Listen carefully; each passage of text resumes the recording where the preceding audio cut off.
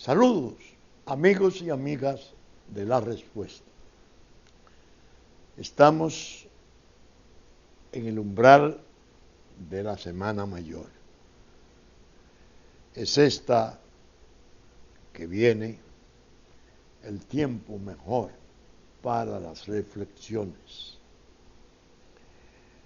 Acostumbro desde hace décadas aprovecharla para pensar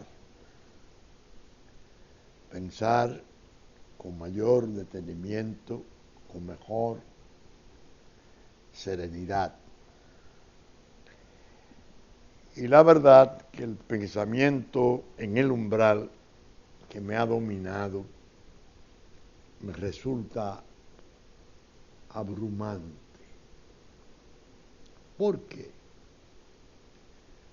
Porque estoy sintiendo que no estamos comprendiendo como pueblo cuáles son las circunstancias tremendas que están ocurriendo en la región. Es decir, me han oído ustedes, de seguro, hablar de que los trastornos no son insulares, que el asunto ya está trasladado a otros planos, pero cuando uno piensa y se informa a fondo de lo que está acaeciendo en Venezuela, cuando se atienden los reproches y contrarreproches de las grandes potencias mundiales sobre ese trastorno inmenso de esa nación tan querida, y hace un derrame de su buen juicio hacia la situación nuestra, solo por miopía, desinterés, ¿o qué? Descuido deliberado, se diría, no se impresiona. El que le pone la mínima atención a eso se sobrecoge. Y la verdad es que al entrar a esta Semana Santa me fortaleció mucho el hecho de haber escrito en la pregunta que saliera el miércoles. Recuerden ustedes, Google, Marino Vinicio Castillo. Entra seguido, la pregunta. El título de la entrega fue Enigmas de la región. Es decir, un examen, un análisis de todas las perspectivas y del conjunto que puede ocurrir de un conjunto tan conflictivo como el que se está dando. Y no entender por ingenuidad o torpeza que eso es allá, que nosotros no tenemos nada que ver con esto. No. Las dificultades están estrechamente interrelacionadas. Y lo que ocurra allá y lo que puede ocurrir aquí como algo, como algún componente de allá, todo es parte de un conjunto. Esa es la versión. En medio de esto, lo que entristece es ver que esa incomprensión está en los niveles, los máximos niveles de la dirección política nacional. Porque bien podría ocurrir, bueno, el pueblo no está atento, el pueblo no tiene la información suficiente, pero los guías de distintos niveles, de distintos rangos, saben por dónde van. El sistema de partido político está funcionando. Los partidos políticos están conscientes. Bueno, ya eso es dirección. Es decir, el barco en medio de la tormenta, el pasajero va dormido, qué sé yo, borracho, descuidado, pero hay un puente de mando donde no se duerme, ni hay descuido, o no debe haber descuido, ni sueño. Y ese mando del barco es el responsable de que no naufrague. Con los pueblos ocurre algo parecido. Entonces deprime y entristece uno ver este desorden. Qué desorden. Pero no un desorden cualquiera, porque no es un ruido, no es una escandalera, no. Ese desorden de esta semana es un agrietamiento peligrosísimo del equilibrio institucional nuestro. Un fallo del Tribunal Superior Electoral crea una especie de maremoto y se producen cosas realmente preocupantes. Voy a enumerarlas.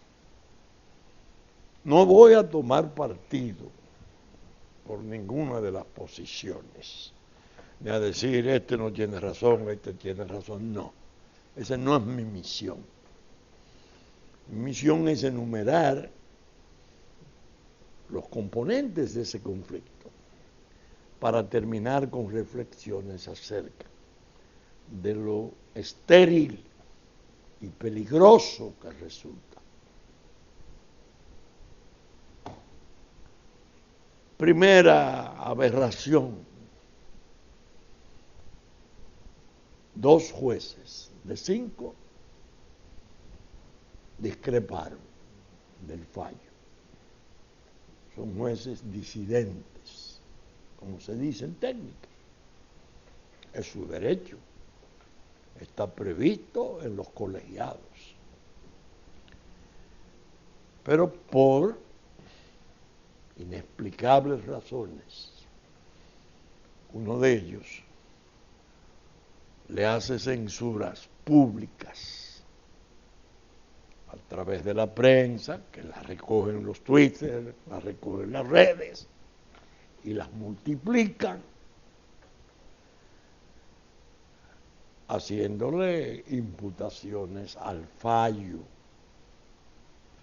a las razones del fallo, a las condiciones del fallo, de dolo para adelante, como dice. El fallo es injusto, doloso, bueno, y hay una afirmación.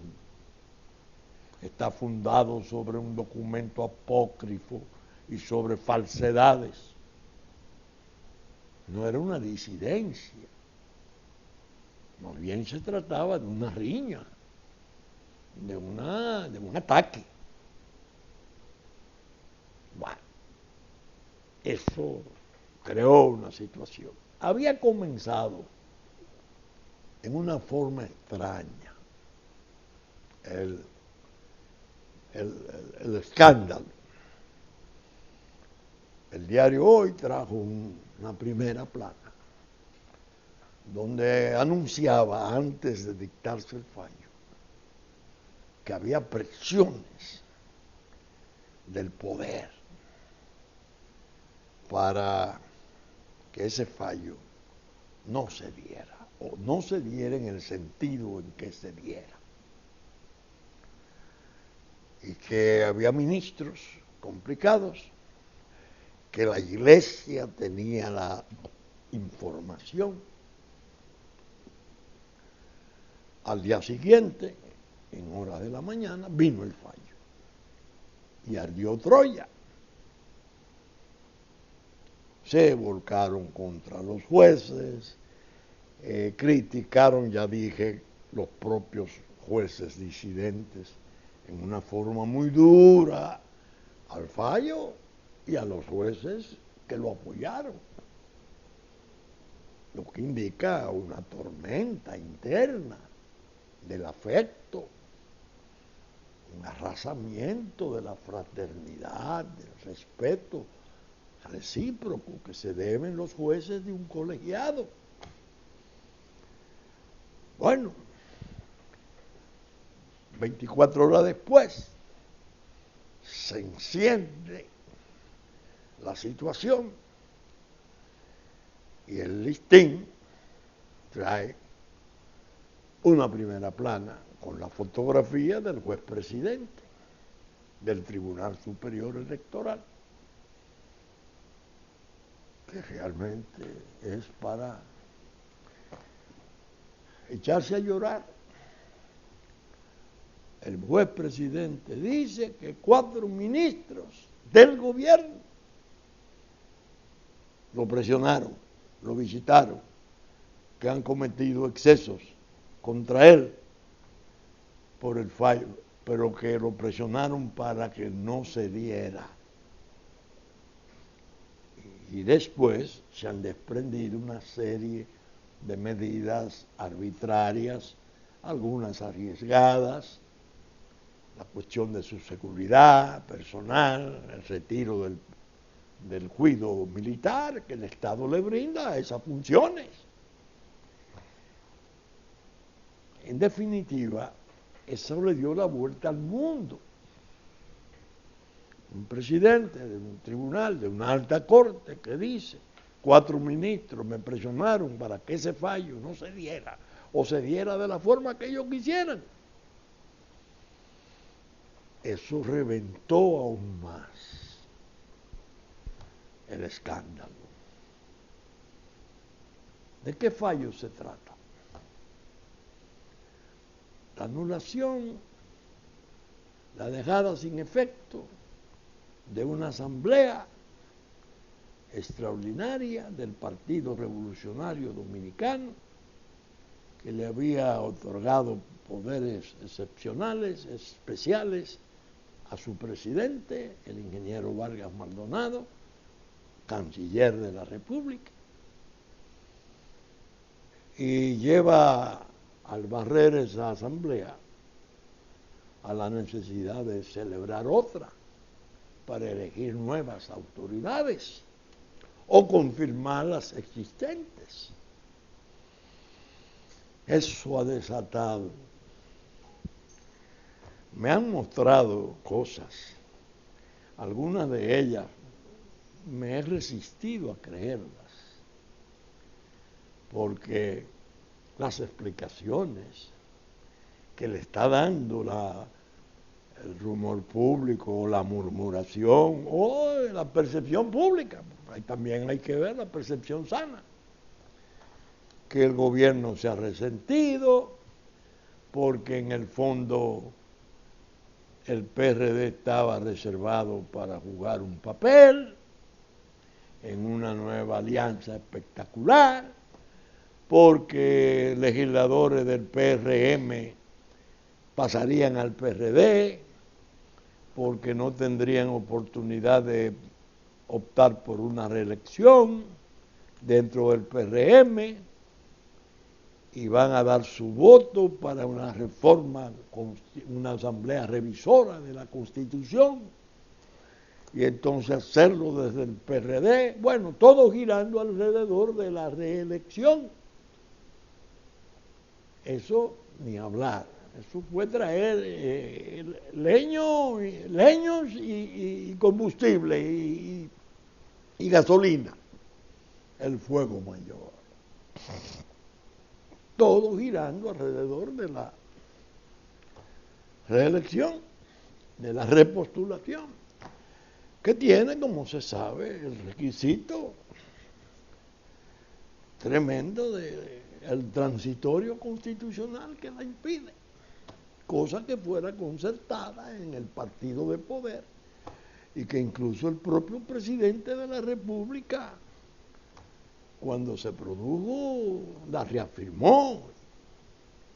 Al vencerse el periodo, los grupos se han incendiado y hay una campaña feroz. Pero el asunto fue tan lejos,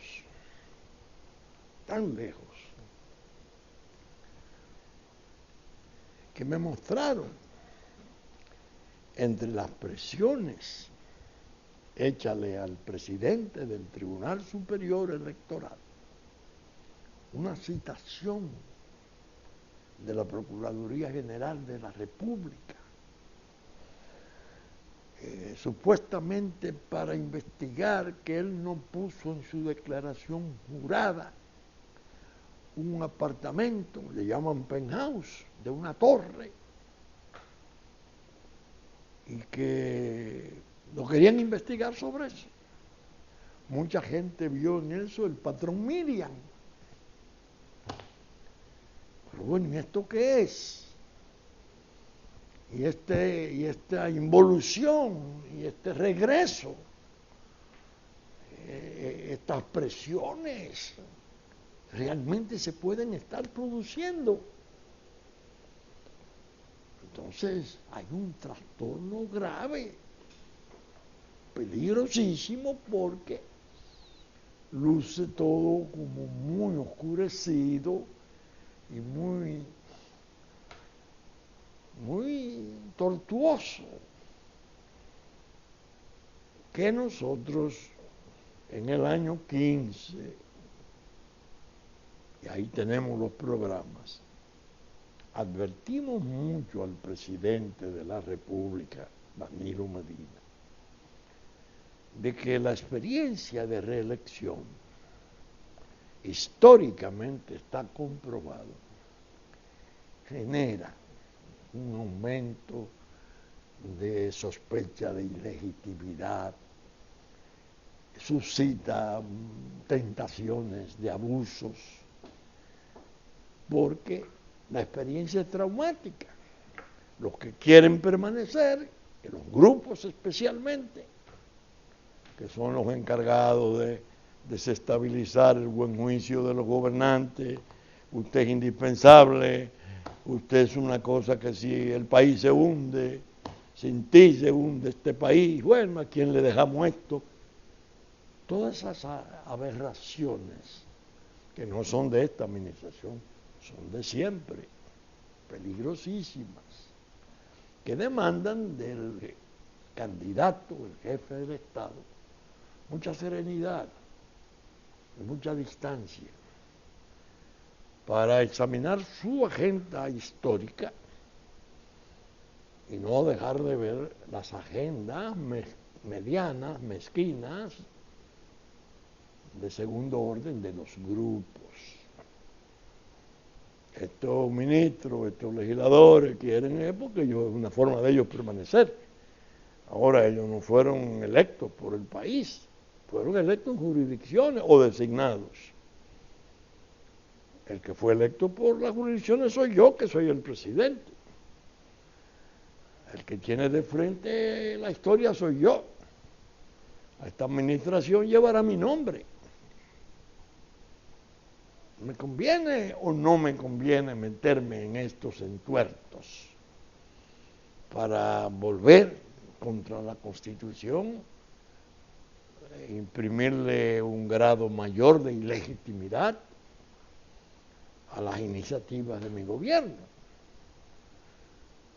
Y si no lo alcanzo, y si con ello, con mi temeridad, suscito desórdenes, resistencia, trastorno de la paz, ¿de quién es la responsabilidad?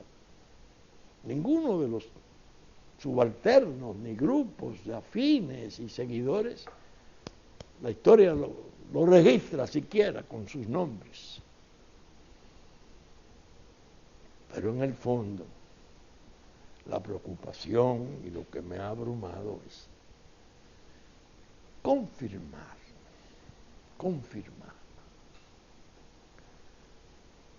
que no vamos bien,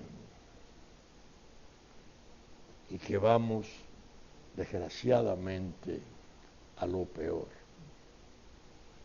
No es que vamos mal, vamos a lo peor. Y lo digo con tristeza, pero también lo digo con la fuerza moral de que lo he advertido. Tengo años, desde el año 2012, bueno, he mostrado, aquí he leído las cartas que le enviara a los dos líderes más caracterizados, ya líderes con carreras de poder prolongadas. Leonel Fernández, 3 periodos, Danilo Medina, 2 periodos. Y esa correspondencia mía era advirtiéndole de las desgracias que la República ha experimentado como consecuencia de los desencuentros y de las divisiones y recriminaciones amargas, cargadas de odio y de desamor y de falta de fraternidad entre sus hombres claves. Más doloroso cuanto más juntos hayan estado. Efectivamente, al ver esto, estoy progresando en la lectura del libro de Leonel Fernández relativo a los conflictos de ideas entre el embajador norteamericano del tiempo del derrocamiento del gobierno de Don Juan y el diario póstumo con este. El libro, como expliqué, es fascinante, pero ya llegué a un punto en que examiné las dos posiciones sobre el pasado antes del 30 y pude observar en Barlow Martin cierta superficialidad en la apreciación de nuestra realidad histórica. En Don Juan, mucha enjundia, mucha comprensión. Las explicaciones de Don Juan van más lejos de las de Barlow Martin sobre el pasado. De todo lo que leí en la noche, ya por la página 70, 75, que por ahí es por donde voy, hay una fase que yo he contado aquí, pero que se la escribí a Leonel Fernández y a Danilo Medina en una carta de texto único. ¿Cuál fue? El relato del abuelo, el padre de mi madre. Yo, mozo de 14, 15 años, él murió en el 46. Él era primo hermano del presidente Cáceres y primo hermano del presidente Vázquez, porque los tres eran hijos de 3 hermanos. Y estaba equidistante, porque era su hermano. La queja de él fue siempre: el país se hundió y no debió de hundirse. Mon había logrado la paz. Mon organizaba el Estado, construía escuelas de agricultura, carreteras, organizó la administración, era austero. Horacio era un ser humano maravilloso, decía él. Y ellos eran como hermanos, más que hermanos. Y corrieron riesgo en el 99, en el 1, el 2, el 3, el 4, juntos como hermanos. Caramba, pero las camarillas los separaron. Entonces, uno de mis tíos le preguntaba, papá, ¿qué fue lo que ocurrió entre ellos? Y el abuelo decía,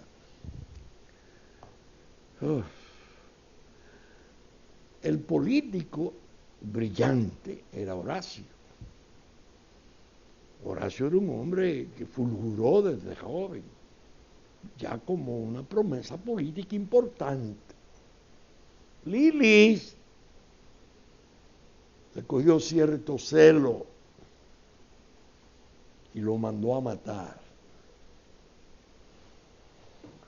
¿Qué ocurrió? Que la persona que recibió la instrucción de matarle lo mandó a decir con anticipación que se cuidara porque había una orden del presidente de matarle a Horacio Vázquez. Mon Cáceres, su primo hermano y hermano, era un hombre de trabajo. Bueno, él tenía entonces lo que era una especie de ferrocarril para el tiempo, hay que situarse en el tiempo. Una recua de 100 mulos que distribuía las mercancías que venían de Puerto Plata a Santiago. Una empresa muy valeroso.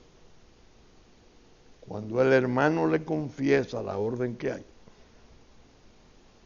es que sale a relucir la fraternidad. Dice, no, pero espérate, si te van a matar a ti, nosotros vamos a hacerlo con él.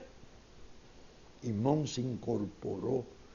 Naturalmente estaba Jacobito de Lara, un joven valerosísimo, y la conspiración se organizó para el magnicidio, para ejecutar a Lilis.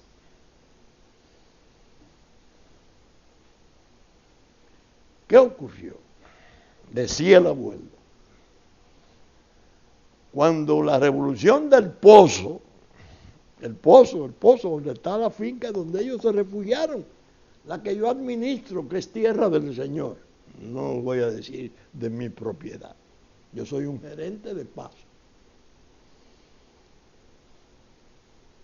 Cuando la revolución del Pozo viene de Santiago ya victoriosa, muerto Lilis, y entra a Santo Domingo y pasa por los pueblos, comenzó el revuelo del héroe.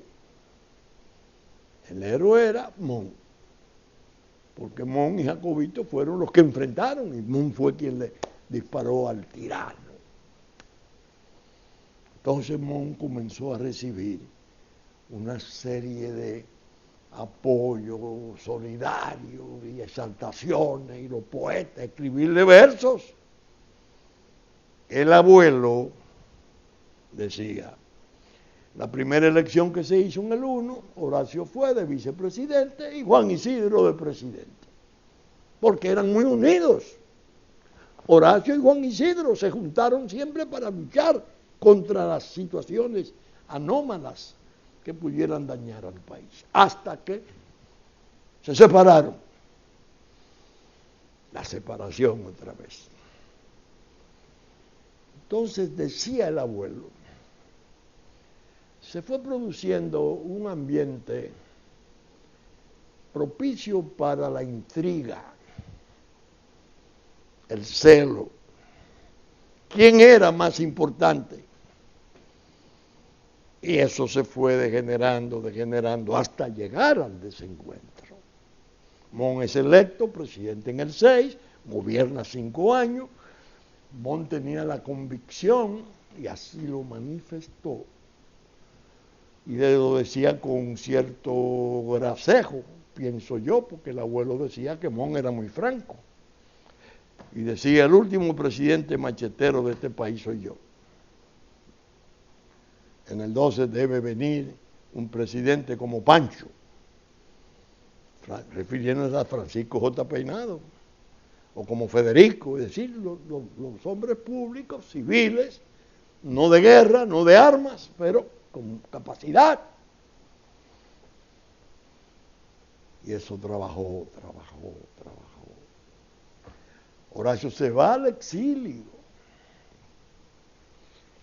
Y estando, creo que en Saint Thomas, fue una comisión a verlo. de su partido, porque era un líder real. Horacio, que entre el mar, llegó a decir este pueblo. La Virgen de la Altagracia con chiva, así como con barba. Era delirio lo que había en su partido. Muy fuerte, muy peleador. Los partidarios van a San Tomás.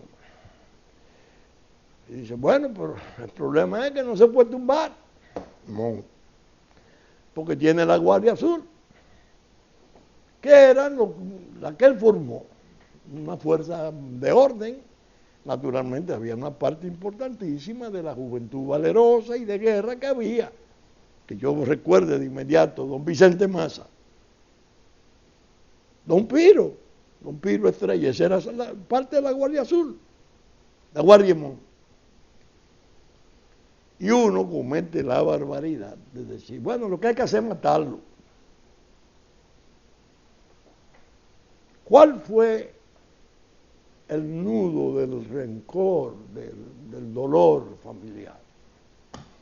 Que por desgracia, don Horacio no reaccionó en el momento con el vigor que la parte de los Cáceres Vázquez, los hijos de mi tía Remigia, hermana de mi tío Basilio, padre de Horacio, ella madre de Mon, no dio en la mesa. Y digo, no, hasta ahí no. Cuidado con eso. Si eso se produce, me van a tener de frente porque esa es mi sangre. Y yo no pruebo una cosa así. Era un hombre. Don Horacio parece que estaba también abatido, desencantado, no sé. Se quedó callado. Como se produjo la conspiración y la muerte, él cometió el error de decirle cuando terminó la reunión a los grupos, había bajado de Nueva York un poeta importante del país, que fue el que se quedó con él. Dijo, vengan mañana a buscar una carta. La carta fue una palma de fuego contra Mon. Tanto así que en el libro de don Pedro Troncoso, sobre la biografía de Mon Cáceres, en la correspondencia que él mantenía con la madre, que era su consejera, porque uno lee las cartas y se encanta viendo lo que él le decía a la madre. Tú me dijiste tal cosa. Ella le dice en una de las cartas, mamá, yo no sé si usted vio la carta que está circulando, pero Horacio está loco. Porque ¿cómo él va a decir eso de mí? Es decir, era un hombre muy franco y muy sano. Todo eso la intriga lo aprovechó para la conjura.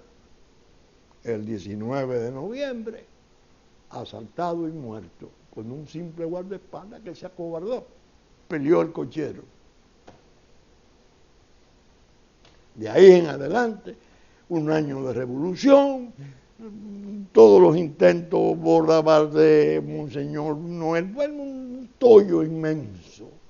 Hasta que vuelven las elecciones, vuelve don Juan Isidro ya en el 14, en el 16, con Federico Velázquez Hernández y la intervención militar, porque don Juan Isidro, y me alegró encontrarlo en el libro, las declaraciones de don Juan, era un comerciante muy importante de Montecristi, pero sus relaciones primordiales eran con el comercio alemán. Ya estaba la guerra. Ya los submarinos de entonces, de la Primera Guerra, estaban por aquí, por el Caribe. Entonces en el 15, en el 16 se produce su derrocamiento. Deja entrever don Juan como que, o don Juan o Barlos Martín, tengo que chequearlo, revisarlo, que su relación con el comercio alemán no lo hacía confiable a Teodoro Roosevelt, a Wilson, el presidente de Estados Unidos, que muy a su pesar, dice Barlos Martín, ordenó la intervención. Todo eso, un río de acontecimientos, de diabluras. fundado en la desunión, en la separación, en el desencuentro. Es decir, eso se lo escribí yo a ellos como experiencia, con un testimonio de familia de primer orden, el abuelo, que no tenía predilección por ninguno de los dos porque eran sus hermanos. Y ya en el 45, 46, a meses de morir, hacía esas confesiones. Por eso yo creo que tengo tan arraigada la convicción de que la gran fatalidad de nuestro pueblo ha estado en las divisiones insensatas y terribles de sus líderes claves. Ha sido algo realmente fatal. Ahora está en curso una experiencia parecida. Claro, uno tiene que coger y dejar. Yo, por ejemplo, leí un artículo de un amigo a quien aprecio sobremanera y lo admiro, porque es una pluma nacional de primera, que apareció en el Diario Libre, hablando de "están locos", creo que ese era el título. Y él, con su cultura y su enorme acervo cultural, escribe un artículo brillante, pero describe a Leonel y a Danilo en una forma que yo considero no es justa. Hizo uso de una obra conocida de un autor inglés, hablando de cómo el poder ha enloquecido y el liderato máximo ha enriquecido a hombres claves del mundo. Y pues ahí está Churchill, hasta Lincoln aparece. Pero ya eso es sagrado, eso sí era ir muy lejos. Y dice como que los líderes se llenan de vanidad, que los invade una especie de megalomanía, como quebranto, que entienden que ellos son superiores a los demás y que no ceden y que se empecinan en permanecer o en volver, que son los casos. ¿Qué hace Leonel Fernández si ya fue presidente 3 veces? ¿Qué hace Danilo Medina si ya fue presidente 2 veces? Pero entonces las camarillas, muy bien escrito todo, hombre, un artículo tremendo. Pero yo discrepo de esa apreciación, porque he pensado siempre que los pueblos, como las aves, en todas las épocas de la historia, han tenido guías que no se improvisan de la noche a la mañana, a menos que no sea en acciones heroicas, ¿no?, de guerra, pero en el proceso de aceptación pública. No son ellos. Es que las camarillas se organizan de tal forma que los separan. Surgen los enconos. Si tú vas, yo voy. Si tú no vas, yo no voy. Y aparece un precandidato que dice, el culpable es el que quiere volver, porque el otro dice que se queda, modificando la Constitución con tal de evitarlo. Digo, estamos hablando de gente, hermanos en el afecto, de 25 más o más años. ¡Qué fatalidad! ¿Qué es eso? Cuando Leonel Fernández dice que no encontraba, que estaba pesaroso porque no encontraba con quién contextualizar, con quién conceptualizar. No era un ejercicio de vanidad. Y lo sabe el autor del artículo, porque él es muy brillante. A él le ocurre lo mismo. Porque desgraciadamente en el medio nuestro la cultura y la formación de gente de poder es escasa, pero el seguimiento se da por una razón o por otra. Y los pueblos toman fe, toman confianza en determinados individuos, sobre todo cuando han sido probados. Entonces pasan a ser activos de los pueblos.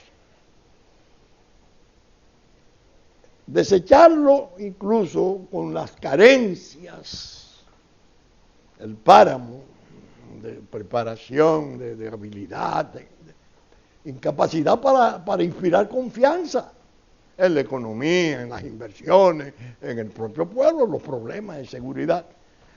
¿Y cómo va a resultar? No lo sabemos, pero ya todos cumplieron que se vayan. Pues ellos están en edad buena todavía. Sí, una edad, están en sus plenas facultades, físicas y mentales. ¿Y por qué desecharlos? Tienen seguimiento, uno y otro. Uno y otro. Diga que no estoy tomando partido. Ah, no, pero hay gente sentada en el banco que quiere entrar a juego. Gánese el mérito de llegar a juego, pero no es pidiéndole a los otros que salgan. Ese liderato de Leonel Fernández incluso surgió ¿de qué? Condiciones mínimas y máximas, reconocida por un líder, un prócer líder de la República, que lo llegó a calificar de mina de oro, con el apoyo de otro líder nacional importantísimo que gobernara este país 22 años, 12 primero, 10 después. En los últimos 10, 5 ciegos, no vidente. ¿Por qué? Porque había una parte de la población en los campos, en los sectores conservadores, en la gente humilde de barrio, que creía en él. Lo combatieron, lo masacraron, lo deformaron, bueno, el satanizado. El uso de la fuerza. No comprendían que había sido un hombre clave en la transición del 61 a raíz de la muerte de Trujillo. Volvió, se hizo poder en el 66 después de una guerra civil, una intervención extranjera, en un contexto de guerra fría, con las ideologías mil, la revolución cubana, con toda la juventud de América con gorra puesta, entendiendo que la revolución estaba al doblar de la esquina. Esos 12 años terribles. En los últimos 10 ya eso había desaparecido, había implosionado la Unión Soviética, el hombre viene anciano y gobierna y hubo que quitarle 2 años en la crisis del 94, el poder extranjero. Pero se juntaron los dos líderes ancianos y generaron este liderato. El otro, una hormiga, una abeja, trabajando en el partido, también merecedor del respeto de ambos líderes. Cuando Balaguer optó porque Danilo Medina fuera presidente de la Cámara de Diputados, sabía lo que estaba haciendo. Don Juan también tenía por él un aprecio especial, por trabajador, por organizador. Eso es ganado. Eso es ganado. Entonces, ¿cuál es mi pesar en este umbral de Semana Santa? Que abril se nos presenta nuevamente con su cara fea y presagiosa de trastornos. Que no podemos decir, señores, organicémonos, que hay circunstancias internacionales muy peligrosas. El país necesita unidad en sus mandos. El país necesita normalidad en sus instituciones. El país necesita conservar su paz jurídica, su paz moral. Hay que trabajar sobre campos delicadísimos, la inseguridad pública, la droga. Sí, hay muchas dificultades sin unidad y nos dividimos. Vamos a cada día pareciéndonos más al caos de los vecinos.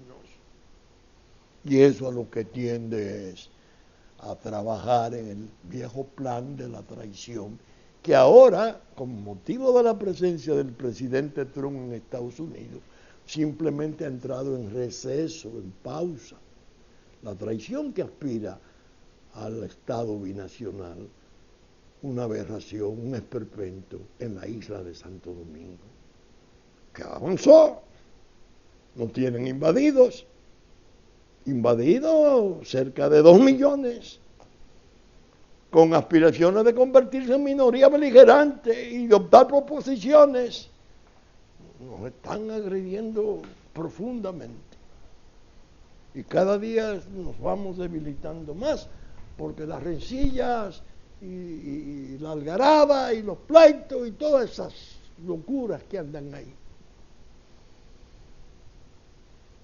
nos están asemejando. Son dos tribus, Hutus y Tutsi. Eso no vale la pena, no. Nosotros hemos sido sujetos en derecho internacional importantes, hemos tenido incluso significaciones históricas interesantes. Se está eso desvaneciendo en manos de Danilo Medina y Leonel Fernández. ¿Cuál es la idea? De mantenerlos en ese encono, en esa separación odiosa de enemigos, de adversarios, si tenemos tantas cosas en común que hacer. Dije al principio que la Semana Mayor, que está a punto de entrar, cuando este programa está saliendo del fin de semana de umbral, me llevará a pensar más hondamente en esas cosas. Hay motivos para entristecerse, para contrariarse, para entender que vamos mal. Que vamos mal porque la armonía necesaria, mínima, que requiere la defensa de la República está turbada por las ambiciones y por las loqueras del poder.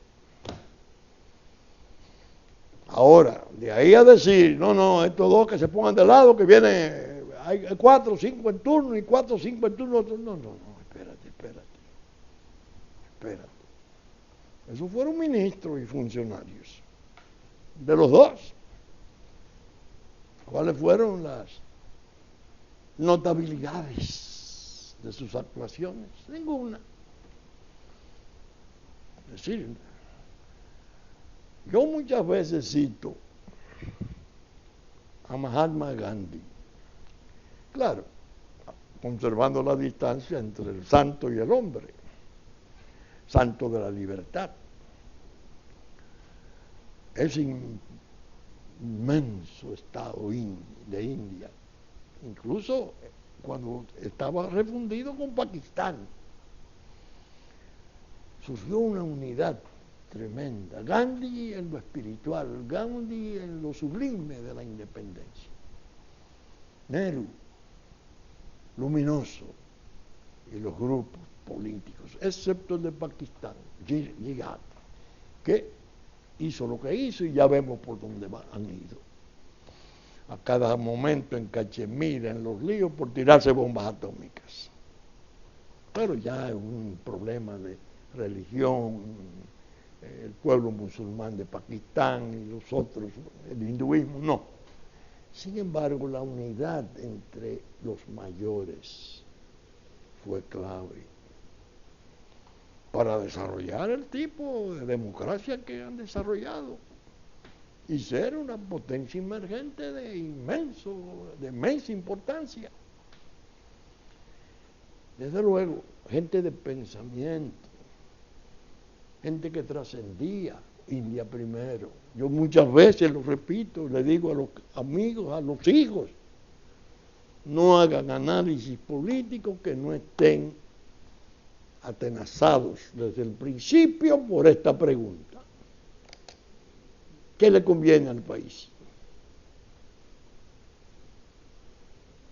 Si no le conviene al país, no debe ser considerada en el análisis de ningún modo. Si conviene al país, hay que empeñarse para echarla adelante. Porque por encima de todas las aspiraciones, todas las ambiciones, está la suerte nacional.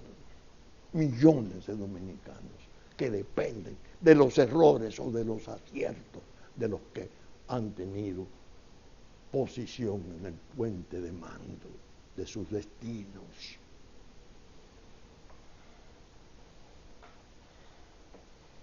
Fíjense que voy a entrar a la Semana Mayor abrumado, pero gracias porque la respuesta me ha dado